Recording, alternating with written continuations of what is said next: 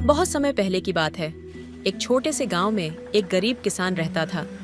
उसके पास कुछ एकड़ जमीन थी, लेकिन वह इतनी उपजाऊ नहीं थी कि उससे अच्छा फसल हो सके। किसान का नाम रामू था। रामू मेहनती और ईमानदार था, लेकिन उसकी किस्मत हमेशा उसका साथ नहीं देती थी। उसकी पत्नी सुमन भी उतनी ही मेहनती थी। वह रोज सुबह उठकर घर के कामों में जुट जाती थी। एक दिन जब रामू खेत में काम कर रहा था, अचानक उसे एक गहरी गुफा दिखाई दी। ये गुफा पहले कभी किसी ने नहीं देखी थी। रामू ने सोचा, क्यों ना इसे देखूं, शायद कुछ अनोखा मिले। वह गुफा के अंदर गया। अंदर जाकर उसने देखा कि वहां चारों ओर चमकदार पत्थर थे। ये पत्थर ऐसे लग रहे थे जैसे सोने के हों। रामू की आंखों में चमक आ गई। वह सोचने लगा, अगर ये पत्थर सच में सोने के हैं तो मेरी गरीबी का अंत हो जाएगा। लेकिन जैसे ही उसने पत्थर उठाने की कोशिश की, अचानक गुफा के भीतर से एक आवाज आई। ठहरो रामू, इन पत्थरों को हाथ मत लगाओ। रामू चौंक गया और पीछे मुड़कर देखा। वहां एक बूढ़ा साधु खड़ा था। साधु के चेहरे पर एक रहस्यमयी मुस्कान थी। रामू ने डरते हुए पूछा, आप कौन हैं महाराज, और आप मुझे इन पत्थरों को क्यों छूने से मना कर रहे हैं? साधु ने धीमे से कहा, ये पत्थर साधारण नहीं है। ये पत्थर तुम्हारी किस्मत बदल सकते हैं, लेकिन एक शर्त है। रामू ने उत्सुकता से पूछा, कौन सी शर्त महाराज?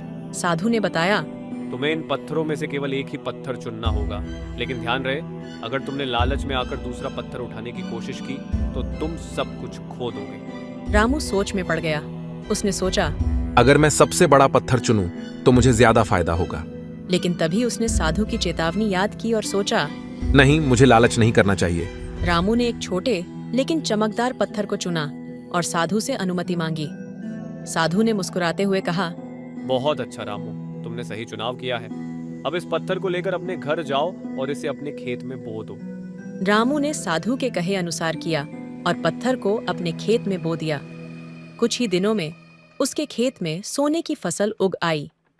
यह देखकर रामू और सुमन की खुशी का ठिकाना नहीं रहा। लेकिन कहानी यहीं खत्म नहीं होती।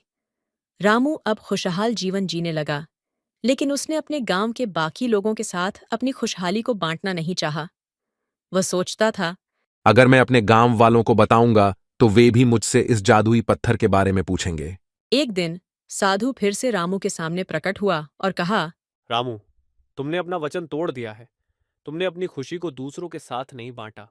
रामू डर गया और बोला, महाराज, मैंने कुछ गलत नहीं किया।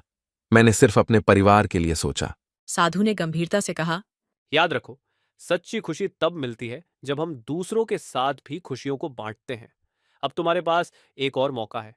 अगर तुम अपनी खुशियों को गांव के लोगों के साथ बांटोगे तो तुम्हारी खुशियां और बढ़ेंगी, लेकिन अगर नहीं तो सब कुछ खो दोगे। रामू ने साधु की बात को गंभीरता से लिया और अगले ही दिन गांव के लोगों को बुलाया।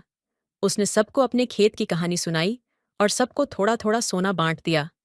गांव के लोग रामू की उदारता से बहुत खुश हुए और उसकी तारीफ करने लगे। अब रामू न केवल अपने परिवार के लिए बल्कि पूरे गांव के लिए आदर्श बन गया। उसकी उदारता के कारण उसके खेत में हर साल सोने की फसल उगती रही।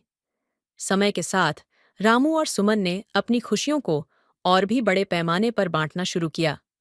उन्होंने गांव में एक स्कूल और अस्पताल बनवाया, जिससे गांव के लोग भी शिक्षा और स्वास्थ्य की सुविधाएं प्राप्त कर सकें।